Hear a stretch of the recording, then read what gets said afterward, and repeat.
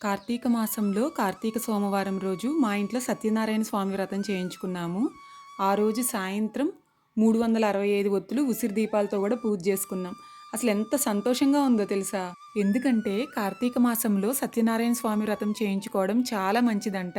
So అందుకే అంత సంతోషంగా ఉంది. ఇంకో విషయం ఏంటంటే 2 ఇయర్స్ నుంచి ప్లాన్ చేస్తున్నా కుదరలేదు.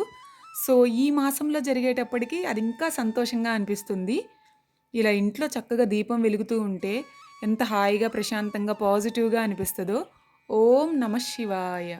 అసలు ఆ దీపం చూస్తుంటే మాటల్లో చెప్పలేనంత సంతోషం అనమాట నాకైతే. ఇంట్లో పూజ అయితే చాలా బాగా జరిగింది. తర్వాత శివాలయానికి వెళ్ళి శివుడికి అభిషేకం చేసుకుని తులసి కోట ముందు ఉసిరి చెట్టు ముందు కూడా 365 ఒత్తులు ఉసిరి దీపాలు వెలిగించానన్నమాట. కార్తీక మాసంలో ఇలా పూజ చేసుకున్నందుకు చాలా అంటే చాలా సంతోషంగా ఉంది. ఓం నమ శివాయ.